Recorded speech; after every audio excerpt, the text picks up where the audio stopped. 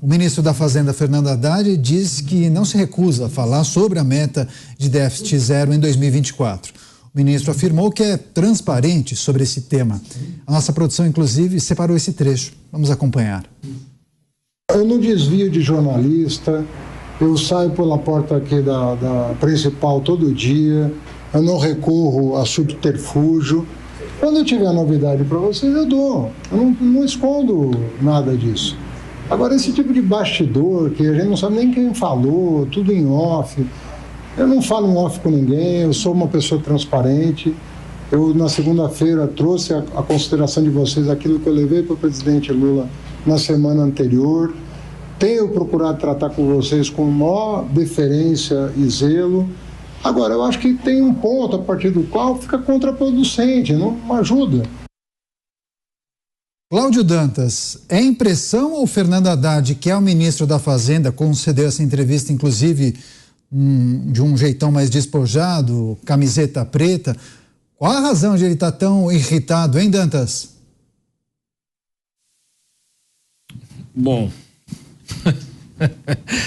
ô Daniel, eu acho que ele tem que pegar o violão dele ali para poder dar uma relaxada.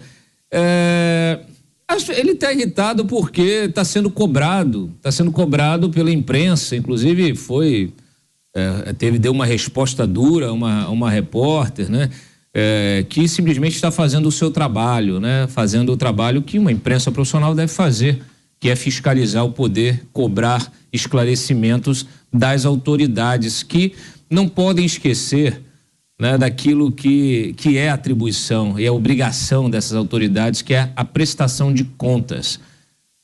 O Haddad fala ali em transparência, sim, a transparência em relação a quê? A discussões que estão estagnadas, discussões que vão para um lado, vão para outro e que não resolvem o problema. A gente está, esse primeiro ano, que já está chegando ao fim, é um ano perdido, um ano que se perdeu com praticamente o primeiro semestre, a gente só ouvia discurso de ódio, né, de revanchismo, só se falava de 8 de janeiro, de bolsonarismo, e o problema, a pauta econômica, que sempre foi a pauta principal desse governo, sempre foi a preocupação de todos, desde a campanha, um governo que não apresentou programa, não apresentou plano de governo, e achou isso tranquilo, normal.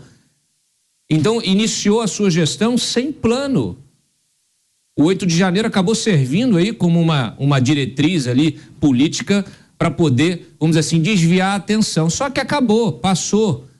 E aí vai chegando a conta. As pessoas vão começando a olhar que não choveu picanha, que não choveu cerveja. E começa a haver, inclusive, uma cobrança na própria base deste governo. Essa cobrança vem do mercado, essa cobrança vem da sociedade, essa cobrança vem interna dos partidos. Você tem um ano eleitoral que está chegando. Então, a liderança do Haddad, o Haddad, me parece que ele talvez tenha achado que ser ministro da Fazenda seria, vamos dizer assim, um passeio. E não é. Ser ministro da Fazenda na atual situação, né, em anos pós-pandemia, ainda colhendo frutos, né, de um colapso econômico mundial, depois com uma guerra, a guerra da Ucrânia, que naturalmente veio com impacto, agora com um conflito no Oriente Médio que também pode impactar. Quer dizer, a gente tem um cenário em que a gente precisa de uma liderança nessa área política que não pode se subordinar simplesmente a questões ideológicas, a discursos ideológicos. Não pode. Embora você tenha ali o presidente da República que precisa, né, claro, conduzir o seu governo, mas ele também precisa se desgarrar dessas figuras mais ideológicas do governo. Por quê? Porque ele precisa agora adotar o pragmatismo. Ou ele é pragmático, ou ele conduz a nação para o melhor caminho, ou esse segundo ano vai ser realmente ladeira abaixo.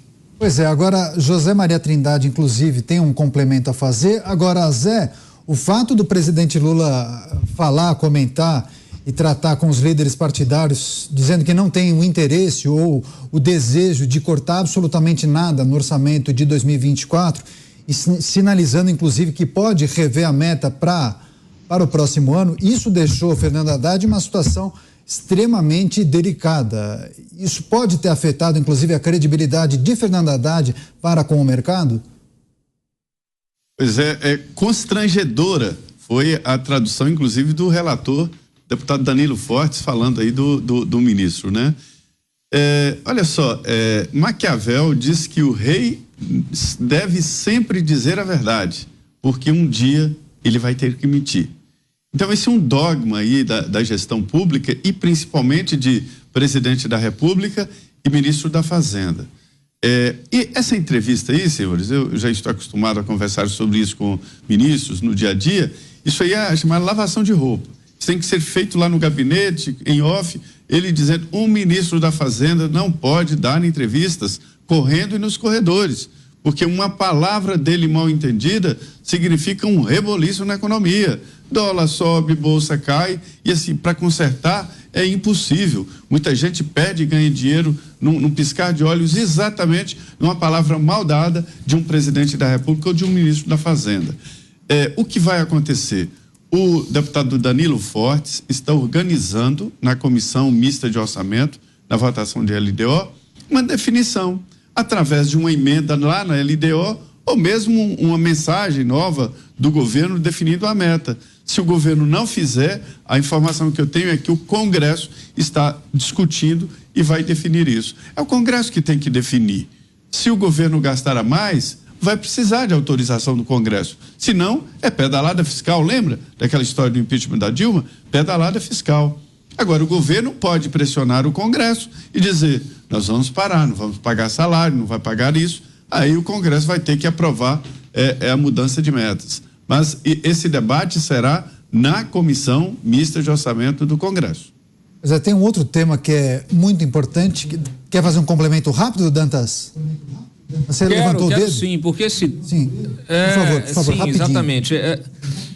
Não, só lembrando que assim, a gente está falando aí o governo anunciou a retomada de obras inacabadas, fez promessas de reajuste para o funcionalismo, né, para a Receita, para a Polícia Federal, para funcionários da saúde, enfim. Tem uma série de promessas que estão aí, vamos dizer assim, contingenciadas.